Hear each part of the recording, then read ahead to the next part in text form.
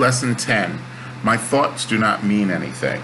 This idea applies to all the thoughts of which you are aware or become aware in the practice periods. The reason the idea is applicable to all of them is that they are not your real thoughts. We have made this distinction before and will do so again. You have no basis for comparison as yet. When you do, you will have no doubt that what you once believed were your thoughts did not mean anything. This is the second time we have used this kind of idea. The form is only slightly different. This time the idea is introduced with my thoughts instead of these thoughts, and no link is made overtly with the things around you. The emphasis is now on the lack of reality of what you think you think. So, lesson 10, my thoughts do not mean anything, is again teaching us or presenting the idea and then an exercise for separating our conscious, or what we believe is our consciousness, thoughts. Again, as I described, thoughts as static, coming off of the mind engine, the mind field, the energetic mind, these little static bits that are popping off about everything. So what the Course is trying to get us to do is, one, recognize the separation or the difference between one's self, one's spirit or soul or mind or whatever language you're most comfortable with, and our static, our thoughts, little bits and pieces and flotsam that comes off.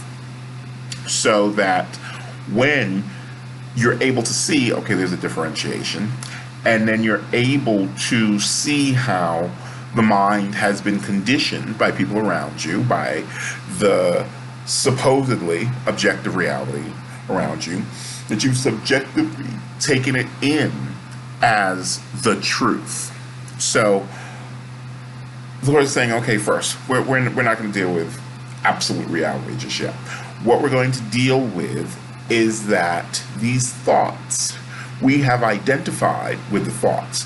So what I do when I'm teaching classes, and I'm teaching university, and generally there's about a week or two as we're kind of getting into whatever we're going to get into, whatever subject it is, whether it's literature or science or math or something like that.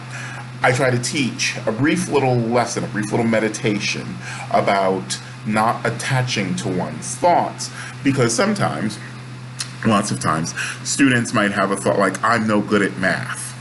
So I'm no good at math, I'm no good at math, I'm no good at math. And they keep repeating that to themselves in a variety of ways. So that when I come into and I'm standing in front of the room at the lectern and I'm talking about this and I'm saying, hey, we're going to look at this form of math, we're going to look at algebra, we're going to maybe get into some geometry, some trigonometry, wherever we're going to go, if you are holding, I'm not good at math, in a space that is dedicated to math for an hour a day, 3 days a week, you're holding up almost a shield, a force field to it.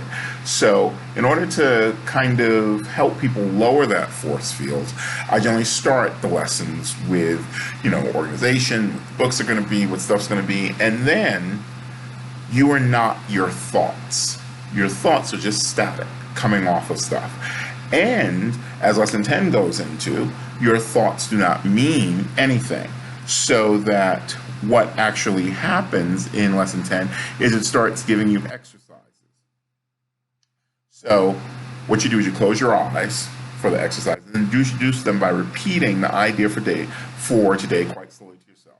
Then add our idea for today is my thoughts do not mean anything. This idea will help to release me from all that I now believe. The exercise consists as before in searching your mind for all the thoughts that are available to you without selection or judgment. Try to avoid classification of any kind. In fact, if you find it helpful to do so, you might imagine that you are watching an oddly assorted procession going by, which has little, if any, personal meaning to you. As each one crosses your mind, say, my thought about blank does not mean anything. My thought about blank does not mean anything. So I might say, my thought about sitting on the subway train does not mean anything.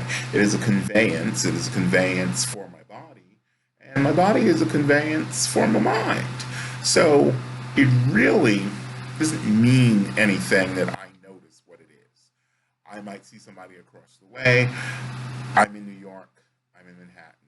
People are always expressing themselves in a variety of ways that I try to look at with neutrality. So I try not to have a thought, or I may have a spontaneous, because remember, it's just sparks, thought about something. Ooh, look at that. Like I saw a young lady, and she had a wig on that was really a bright red, like cartoon crayon red. And okay. And then next to her was a lady who had dyed her hair purple. And I was like, okay. And then there was another lady who happened to be black or African American who had a bright white blonde wig on. And I'm seeing all of this going, and I was like, okay. This is their choice, this is their expression. They were between 20 and 35 years old, so I might say there's an age thing happening there. But my thought about it does not mean anything. It shall not be a judgment. I'm not saying that they are foolish or silly. I'm not saying that maybe they're part of a Broadway show. I'm not saying that, they are crazy and deranged and deluded. My thought about that does not mean anything. So today's thought can obviously serve for any thought that distresses you at any time. So that sometimes I use that when I'm upset about something or I'm upset about somebody, and I say, something, this thought about them, the thought itself does not mean anything. So let me investigate the thoughts. I mean, sometimes I think of holding a thought the way that you would hold a ball or a bubble or a cup. And let's investigate this. Where'd that come from? Why did I think that? What was I going through? And then to understand that ultimately, as this lesson is trying to get us to, this idea will help to release me from all that I now believe. So again, we're the time frame of now, and now we're adding to that the concept of belief. What do I believe? I believe in these thoughts. But these thoughts are static. They're not anything. So I'm believing in not anything. And that's where we start moving into the deeper lessons and the, I would say, mental effect of the lessons from the course. As always, I'm your host, Kyle Phoenix, of The Kyle Phoenix Show. You can email me at kylephoenixshow@gmail.com. We try to make these videos about 7 to 8 minutes long, so that, they're just nuggets that you can take and enjoy. We have our Kyle Phoenix TV show, which comes on M&M Manhattan Neighborhood Network, Thursdays 11:30 p.m. Eastern Standard Time here in North America. And as always, if you'd like to comment, or you can email me. And there are, of course, more of these videos on YouTube. Thank you so much, and have a good day.